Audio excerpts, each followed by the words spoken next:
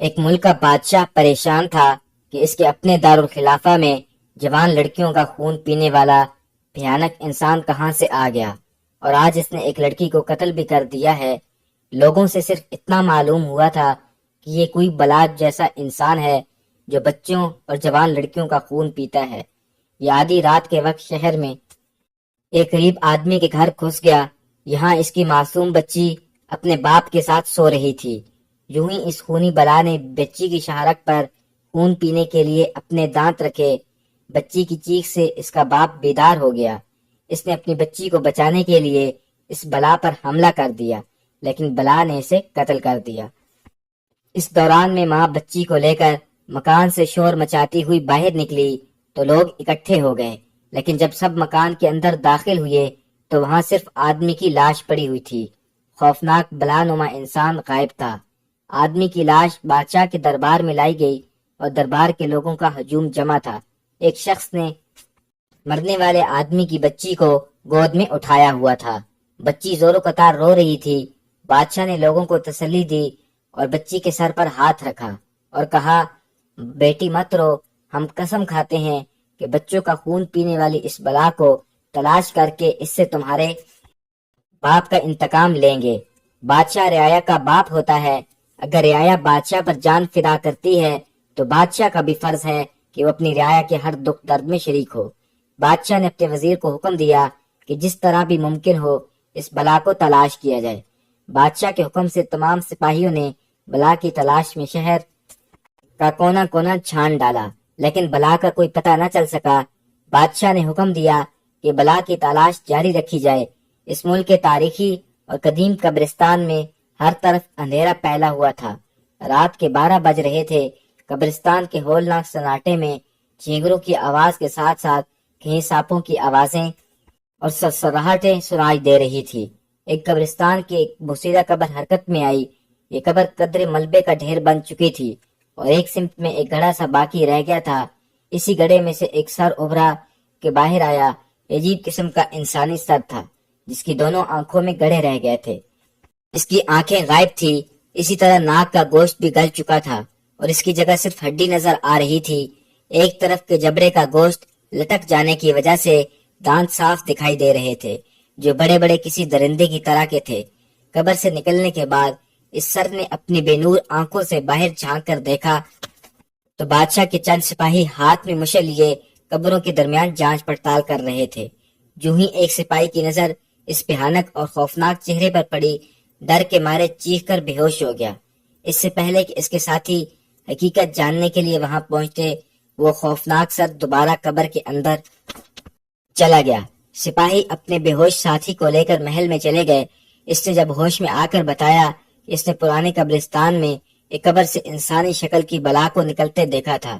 بادشاہ کو جب اس واقعے کی اطلاع ملی تو اس نے وزیر جابر اور شاہی نجومی اور دیگر امراء کو قبرستان میں بھیجا تاکہ حقیقت کا پتہ چل سکے۔ بے ہوش ہونے والے سپاہی کی نشاندہی پر قبر کی کھدائی کروائی گئی۔ قبر کے اندر ایک انسانی ڈھانچہ نظر آیا۔ ڈھانچے کے گلے سے ایک کالا ناگ لپٹا ہوا بیٹھا تھا۔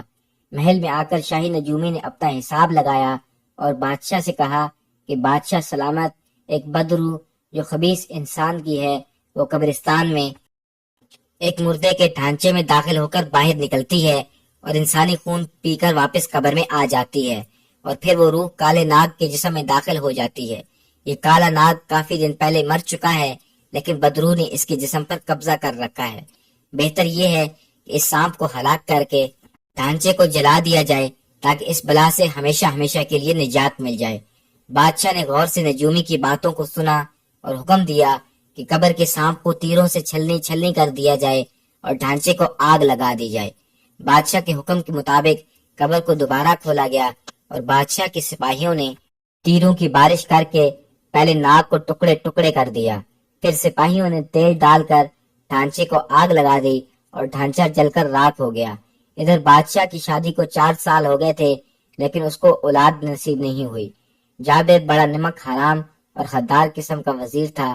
اس کی خواہش تھی کہ بادشاہ کی کوئی اولاد نہ ہو اور وہ بادشاہ کو قتل کر کے خود تاج و تخت پر قبضہ کر لے، لیکن دربار میں چند وفادار عہدیداروں کی موجودگی میں اسے یہ کامیابی نہیں ہو رہی تھی۔ بادشاہ اور ملکہ دونوں دن رات دعائیں کرتے۔ آخرکار اللہ نے ان کی سن لی اور ایک دن بادشاہ کے تخت و تاج کی وارث شہزادی نے جنم لیا۔ وزیر جابر کے لیے یہ خبر ناقابل برداشت تھی۔ ایک دن قبل جابر وزیر کی بھی ایک بیٹی پیدا ہوئی تھی۔ اب وزیر اپنے کمرے میں بے چینی سے ٹہل رہا تھا۔ اس کے سامنے شاہی نجومی سر جھکائے کھڑا تھا۔ وزیر نے اس سے کہا کہ جب بادشاہ تمہیں شہزادی کا ذائچہ بنانے کے لیے بلائیں تو تم بادشاہ کی بیٹی کو بادشاہ، ملکہ، سلطنت اور ملک کے لیے منحوس قرار دینا اور اس کے فوری قتل کا مشورہ دینا۔ اس سے میں تمہیں مالا مال کر دوں گا اور تمہارے گھر کو سونے چاندی سے بھر دوں گا۔ نجومی نے جواب دیا، جناب، عرصہ دراز کے بعد تو بادشاہ سلامت کو تخت و تاج کی وارث ملی ہے، پھر بھلا میں کیسے نمک حرامی کر سکتا ہوں؟ میرے باپ دادا نے اس خاندان کی خدمت کی ہے، برسوں ان کا نمک کھایا، مجھے سونے چاندی کی لالچ نہ دیں، کوئی مال دولت قبر میں ساتھ نہیں لے کر جائے گا۔ یہ کہہ کر نجومی وزیر کے کمرے سے باہر نکل آیا۔ نجومی کی اس طرح جواب دینے سے وزیر غصے میں آ گیا۔ وہ دوبارہ اپنے کمرے میں ٹہلنے لگا۔ وہ گہری سوچ میں ڈوبا ہوا تھا اور کمرے میں اب اس کے علاوہ کوئی اور بھی موجود نہ تھا۔ اچانک کمرے میں سرگوشی کی آواز آئی کہ تیری مشکل کا حل میرے پاس ہے۔ جب وزیر نے حیرت سے ادھر ادھر دیکھا تو کمرے میں اس کے علاوہ کوئی موجود نہیں تھا۔ جب وزیر نے سوال کیا کہ تم کون ہو اور میرے سامنے آؤ، تو آواز آئی کہ میں جسم نہیں، روح ہوں۔ جب تک مجھے کوئی جسم نہ مل جائے میں تمہارے سامنے نہیں آ سکتا۔ تم مجھے جسم مہیا کر دو، میں تمہیں تخت و تاج کا مالک بنا دوں گا۔ مکار وزیر کے ذہن میں فوراً ایک ترکیب آئی۔ وہ فوری طور پر نجومی کو بلانے دوسرے کمرے میں گیا اور بولا کہ مجھے اپنی غلطی کا احساس ہو گیا ہے۔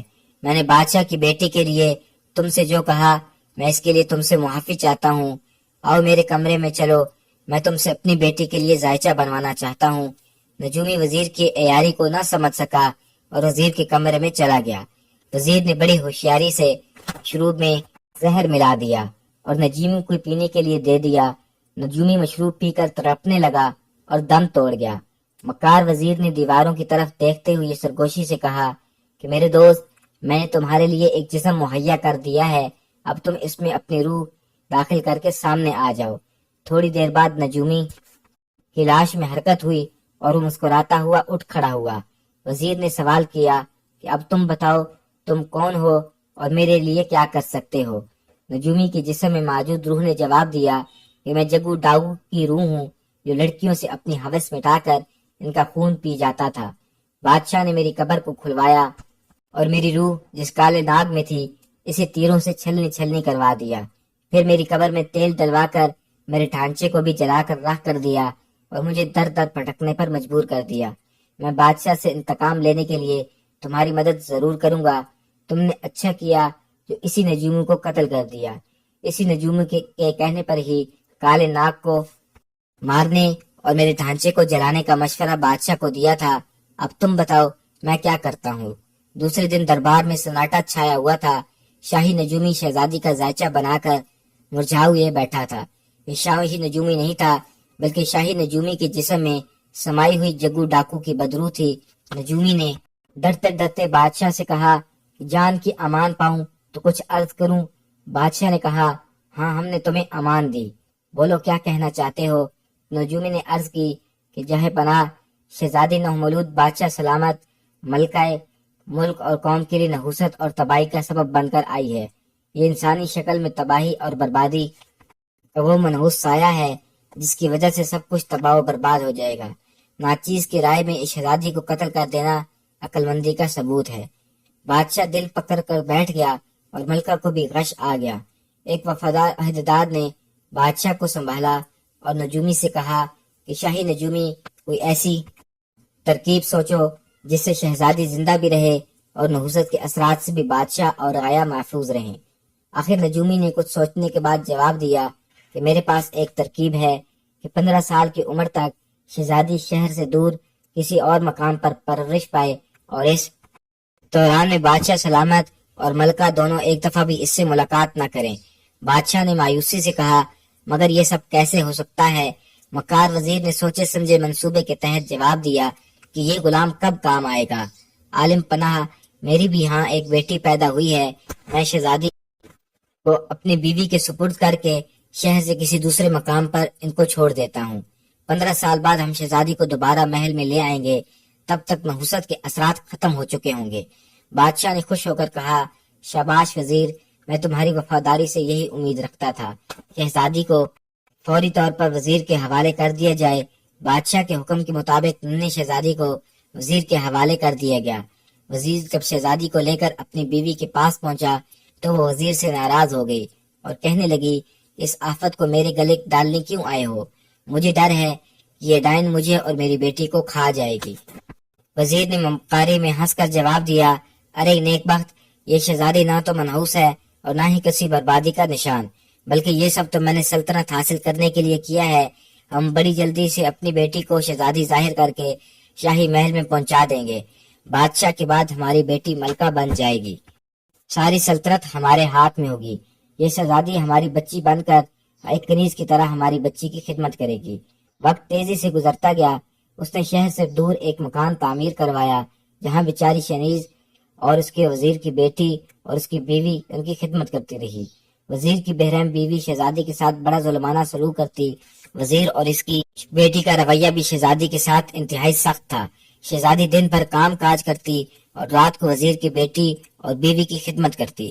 بادشاہ اور ملکہ مطمئن تھے کہ ان کی بیٹی بڑے ناز و نعمت سے پل رہی ہے، مگر شہزادی تو اپنی بے بسی اور قسمت پر رو بھی نہیں سکتی تھی۔ اس سے اپنے مقدر پر آنسو بہانے کے لیے بھی گھر سے باہر جانا پڑتا تھا، اور جب وہ روتی تو اس کے آنسو موتی بن جاتے۔ لیکن جنگل میں پلی ہوئی شہزادی کو بھلا ان موتیوں کی قدر و قیمت کا کیا علم؟ وہ موتی اٹھا کر دیکھتی بھی نہیں۔ اب 14 سال گزر گئے۔ دوسری طرف جگو ڈاکو کی روح شاہی نجومی کے جسم میں داخل ہو گئی تھی۔ جگو ڈاکو اب شاہی نجومی کے روپ میں رات کو نکل کر لڑکیوں کا خون چوستا، اور کسی کے وہم و گمان بھی نہیں تھا کہ شاہی نجومی کے روپ میں جگو ڈاکو بچوں کا خون پی رہا ہے۔ بادشاہ بہت پریشان تھا کہ انسانوں کا خون پینے کی وارداتیں جاری ہیں، لیکن اس بلا کا کچھ پتہ نہیں چل رہا۔ جابر وزیر نے شاہی نجومی کو اپنے کمرے میں بلایا اور کہا کہ بادشاہ نے انسانوں کا خون پینے والی بلا کا پتہ چلانے کے لیے اپنے خاص آدمی مقرر کر دیے ہیں۔ تم محتاط رہنا اور زیادہ باہر نہ نکلنا۔ اگر تم نے انسانی خون ہی پینا ہے تو میری بات مانو، بادشاہ کا خون پیو، اس کا خون تمہیں ضرور اچھا لگے گا۔ تم بادشاہ کا ہر 2-3 بعد خون پی لینا، بادشاہ خون کی کمی کا شکار ہو کر بیمار ہو جائے گا اور پھر تمام شاہی معاملات میرے سپرد کر دیے جائیں گے۔ بس تم آج سے ہی بادشاہ کا خون پینا شروع کر دو۔ وزیر کی ہدایت کے مطابق جگو ڈاکو کی روح شاہی نجومی کی روپ میں بادشاہ کی خوابگاہ میں داخل ہوئی اور اس کا خون پی کر شروع کر دیا، جس کی وجہ سے بادشاہ کچھ ہی دنوں میں بیمار ہو گیا اور دن بدن کمزور ہوتا چلا گیا۔ شاہی طبیب دوسرے ملکوں کے دوروں پر گیا ہوا تھا۔ اس کی غیر موجودگی میں دوسرے بڑے نامور حکیموں سے بادشاہ کا علاج کروایا گیا، لیکن بادشاہ کو کوئی افاقہ نہ ہوا اور اس کی بیماری بڑھتی گئی۔ وزیر نے لالچ دے کر کچھ خادموں کو بھی اپنے ساتھ ملا لیا۔ وہ خادم بادشاہ اور ملکہ کی خوراک میں نیند لانے والی دوا ملا دیتے۔ بادشاہ گہری نیند سو جاتا اور اس دوران جگو ڈاکو کی روح شاہی نجومی کے روپ میں آ کر روزانہ بادشاہ کا تھوڑا تھوڑا خون پی جاتی تھی، اور بادشاہ اور ملکہ کو پتہ بھی نہیں چلتا تھا کہ ان کے ساتھ کیا ہو رہا ہے۔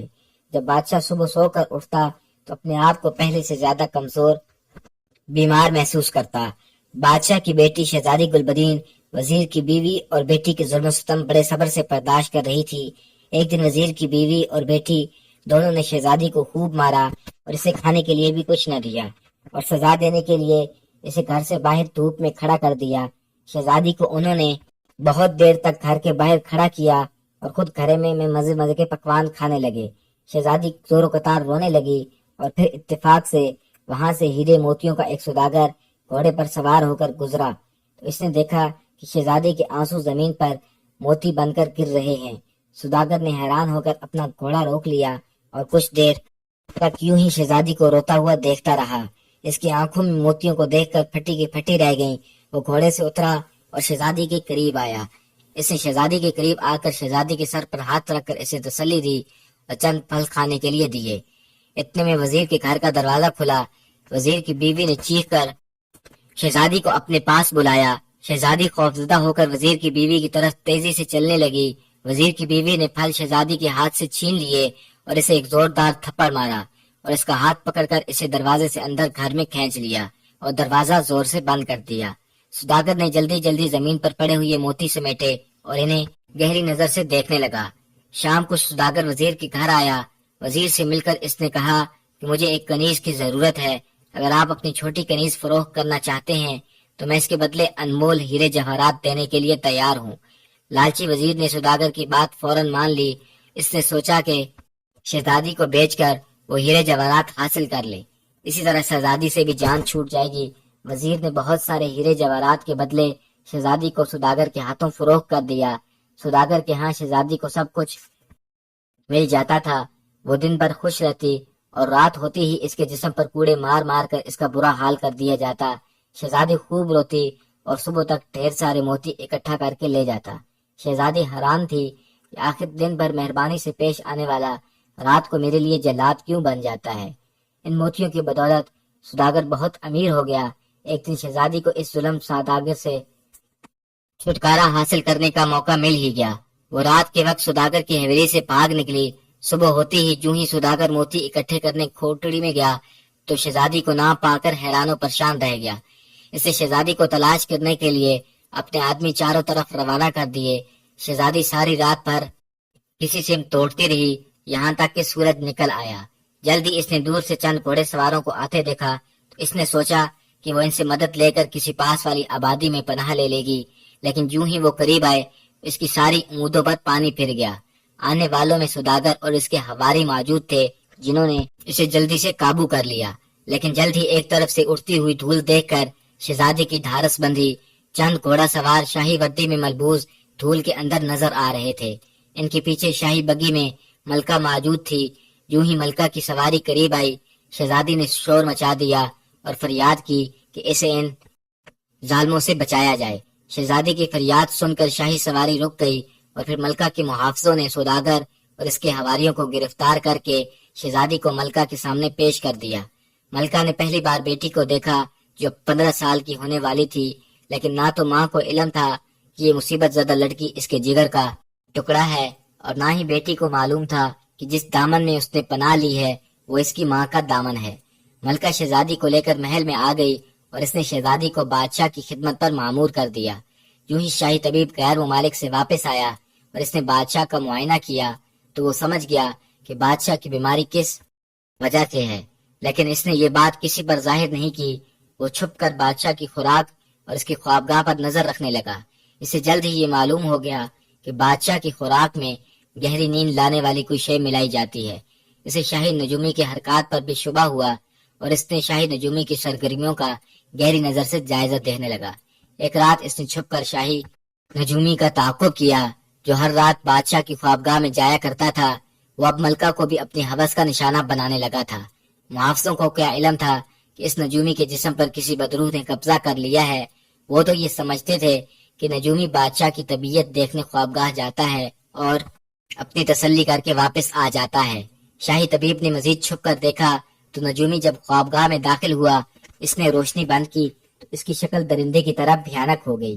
اس نے اپنے دانت بادشاہ کی شہرت پر رکھ کر چوسنا شروع کر دیا اور پھر اس کے بعد وہ ملکہ کی طرف ہوا۔ شاہی طبیب نے جب یہ سارا مواجرہ دیکھا تو فوراً محافظوں کو اشارے سے بلا لیا، جنہوں نے نجومی کو پکڑ لیا اور پھر کسی کے علم میں لائے بغیر اسے لے گئے۔ شاہی طبیب کے حکم سے اسے ایک تہخانے میں زنجیروں سے باندھ کر قید کر دیا گیا۔ اچانک نجومی کے غائب ہو جانے سے سب سے زیادہ پریشانی وزیر کو ہوئی۔ اس نے تمام شہر اس کی تلاشی کی اور حوالات میں بھی تلاش کیا۔ جہاں اس کی ملاقات سوداگر سے ہو گئی، اس نے سوداگر سے شہزادی کے بارے میں پوچھا کہ وہ اب کہاں ہے، تو سوداگر نے شہزادی کے بارے میں سب بیان کر دیا اور بتایا کہ شہزادی اب ملکہ عالیہ کی پناہ میں ہے۔ سوداگر کا جواب سن کر وہ پریشان ہو گیا اور ڈر گیا کہ بادشاہ کی بیٹی کنیز بن کر محل میں آ گئی ہے، یہ راز کھل نہ جائے۔ اس نے بادشاہ کو مشورہ دیا کہ نحوست کا وقت ختم ہو گیا ہے، لہذا شہزادی کی فوراً تاج پوشی کر دی جائے، اور بادشاہ اپنی زندگی سے مایوس ہو چکا تھا۔ اس نے وزیر کی بات فوراً مان لی۔ اس طرح وزیر کی بیٹی شہزادی کے بدلے میں لائی گئی۔ ملکہ اور بادشاہ نے اسے بہت پیار کیا اور اس کی جلد تاج پوشی کا اعلان کر دیا گیا۔ وزیر کو سوداگر کے ذریعے یہ بھی معلوم ہوا کہ شہزادی جب بھی روتی ہے تو اس کے آنکھوں سے آنسو موتی بن کر گرتے ہیں۔ اس لیے اس نے شہزادی کو خریدا تھا۔ وزیر نے شہزادی کو کنیزوں کے چرمٹ میں دیکھ لیا تھا۔ وہ چاہتا تھا کہ کسی صورت اصل شہزادی کو ختم کر دیا جائے تاکہ اس کی بیٹی کی تاج پوشی ہو اور وہ ملکہ بن جائے۔ اس نے ایک روز شاہی طبیب کی دعوت اپنے محل میں کی، پھر تنہائی میں ملاقات کر کے اسے عہدے اور دولت کا لالچ دیا اور اسے آمادہ کرنے کی کوشش کی کہ وہ بادشاہ سے کہے کہ اس کی بیماری کا علاج ایسی لڑکی کے خون سے ہے کہ جب وہ روئے تو اس کے آنسو موتی بن کر گرے۔ شاہی طبیب نیک خدا ترس اور عبادت گزار آدمی تھا۔ اس کی دوا اسے بادشاہ کی قدرے بیماری کو کم کر رہی تھی۔ اس سے وزیر سے پوچھا کہ ایسی لڑکی کہاں ملے گی جس کے آنسو موتی بن جائیں۔ وزیر نے مکاری سے جواب دیا کہ اس کی فکر آپ نہ کریں، اپنے محل کی کنیزوں میں ایک ایسی لڑکی موجود ہے، وقت آنے پر وہ پیش کر دوں گا، بس تم بادشاہ کو اس لڑکی کے خون سے نہانے پر رضامند کرو۔ شاہی طبیب نے سوچا کہ وزیر آخر کیوں بادشاہ کے لیے اس کنیز کا خون کرنا چاہتا ہے، تو اس نے راز جاننے کے لیے وزیر سے کہا کہ آپ مجھ پر اعتماد کر سکتے ہیں، مجھے کھل کر بتا دیں تاکہ مجھ سے کوئی غلطی نہ ہو۔ جب وزیر نے دیکھا کہ شاہی طبیب اس کے ساتھ تعاون کرنے کے لیے آمادہ ہے تو اس نے شہزادی اور شاہی نجوم کے بارے میں سب کچھ شاہی طبیب کو بتا دیا اور ساتھ ہی دھمکی دی کہ اس سے دیکھو میں نے سارے راز تم پر ظاہر کر دیے ہیں تاکہ بادشاہ کو راضی کر سکو، لیکن ایک بات یاد رکھنا کہ کسی قسم کی ہوشیاری یا مجھ سے غداری تمہیں بہت مہنگی پڑے گی۔ شاہی طبیب نے اسے تسلی دیتے ہوئے کہا، وزیر صاحب میں آپ کے ساتھ بھلا ایسا کیوں کروں گا؟ عقل مند دریا میں رہ کر مگر مجھ سے دشمنی کیسے کر سکتا ہے؟ وزیر شاہی طبیب کے جواب سے خوش ہوا۔ اس طرح سارے ملک میں منادی کرا دی گئی کہ بادشاہ کی بیماری کا علاج ایک ایسی لڑکی کے خون کے عمل سے ہے جو روتی ہو تو اس کے آنسو بن کر موتی بن کر گریں۔ ایک ایسی لڑکی جہاں بھی ہو اسے بادشاہ کے دربار میں پیش کیا جائے۔ جو ہی شہزادی نے یہ اعلان سنا وہ خوفزدہ ہو گئی اور سوچنے لگی کہ ضرور اس کے متعلق کسی کو علم ہو گیا ہے۔ تقدیر چند روز اسے ہنسا کر پھر اسے موت کے منہ میں دھکیلنا چاہتی تھی۔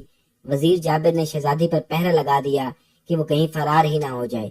دیوان خاص میں بادشاہ، ملکہ، وزیر اپنی بیٹی کے ساتھ، وزیر سلطنت، اہم عہدیدار اور محافظوں کے علاوہ شاہی طبیب بھی موجود تھا۔ شہزادی گلبدین کو قیدی کی طرح لایا گیا۔ اس کے دائیں بائیں جلاد تلوار ہاتھ میں لے کر موجود تھے۔ شہزادی نے حسرت سے بادشاہ اور ملکہ کے پہلو میں بیٹھی وزیر کی بیٹی کلثوم کو دیکھا اور ایک طرف غسل کے لیے پانی گرم کیا جا رہا تھا۔ ایک جلاد شہزادی کی گردن پر وار کے لیے تیار کھڑا تھا۔ وزیر نے سب لوگوں سے مخاطب ہوتے ہوئے کہا کہ آج کا دن انتہائی خوشی کا دن ہے کہ بادشاہ سلامت کو اس بیماری سے نجات دلانے کے لیے ہم ایک ایسی لڑکی کی تلاش کرنے میں کامیاب ہو گئے جو بروتی ہے تو اس کے آنسو موتی بن جاتے ہیں۔ اس کے خون سے غسل کرنے کے بعد بادشاہ سلامت صحتیاب ہو جائیں گے اور پھر اپنی بیٹی شہزادی کو تخت پر بٹھا کر خود گوشہ نشین ہو جائیں گے اور آرام کریں گے۔ یہ بات سن کر شہزادی کا دل ڈوب گیا۔ وہ خوف سے کانپتے ہوئے اپنی آنکھیں بند کر کے موت کا انتظار کرنے لگی۔ وزیر جابر نے گردن اڑانے کے لیے جلاد کو اشارہ کیا، لیکن ایک انہونی بات ہو گئی۔ جلاد نے شہزادی کو قتل کرنے کی بجائے اپنی تلوار پھینک دی۔ بادشاہ کے محافظوں نے اپنی تلواریں وزیر جابر کی گردن پر تان لی۔ بادشاہ نے گرج کر کہا، نمک حرام، غدار انسان، تیرا پول کھل گیا ہے۔ وزیر ڈھیٹ بھر کر بولا، بادشاہ سلامت، آپ کو غلط فہمی ہوئی ہے، میں آپ کا وفادار ہوں۔ بادشاہ نے فوراً کہا کہ تم کتنے وفادار ہو ابھی پتہ چل جاتا ہے۔ بادشاہ نے اشارہ کیا اور اسی وقت چند سپاہی شاہی نجومی کو لے کر آ گئے۔ بادشاہ نے کہا، او بدرو، ہمارے خلاف سازش کا تو اب ایک ہی گواہ ہے، بتا حقیقت کیا ہے؟ بدرو جو شاہی نجومی کے جسم پر قابض تھی، اس نے ساری حقیقت سب لوگوں کے سامنے بیان کر دی۔ شاہی طبیب نے بھی آگے بڑھ کر وزیر کے اصل کردار سے پردہ اٹھایا اور بتلایا کہ کس طرح اس نے وزیر کا اعتماد حاصل کر کے اصل حقیقت کا پتہ لگایا تھا اور بادشاہ کو ساری صورتحال سے آگاہ کیا۔ بادشاہ اور ملکہ نے آگے بڑھ کر شہزادی گلبدین کو سینے سے لگا لیا، یہ جان کر کہ وہ بادشاہ کی بیٹی ہیں۔ شہزادی اپنی وہاں سے لپٹ کر رونے لگی۔ شاہی طبیب نے ایک عامل کو بلایا، انہوں نے شاہی نجومی کے سامنے بٹھا کر اپنا عمل شروع کیا۔ شاہی نجومی کا جسم تھر تھر کانپنے لگا، پھر اس کے جسم سے جگو ڈاکو کی روح نکل گئی۔ جگو ڈاکو کی روح واپس چلی گئی ہے، اب وہ کسی اور میں داخل نہیں ہو سکے گی۔ بادشاہ نے شاہی نجومی کی لاش کو پورے اعزاز کے ساتھ دفنانے کا حکم دیا۔ وزیر جابر اپنے کیے پر شرمندہ تھا۔ بادشاہ نے اپنی شہزادی کے صدقے میں اس کی بیوی اور بیٹی کو معاف کر دیا، لیکن جابر وزیر کو غداری کے جرم میں بھوکے شیروں کے سامنے ڈالنے کی سزا سنا دی۔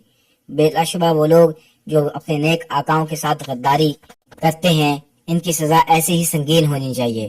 وہ یہ بھول جاتے ہیں کہ سب سے بڑی طاقت اللہ کی ہے جو بہترین انصاف کرنے والا ہے۔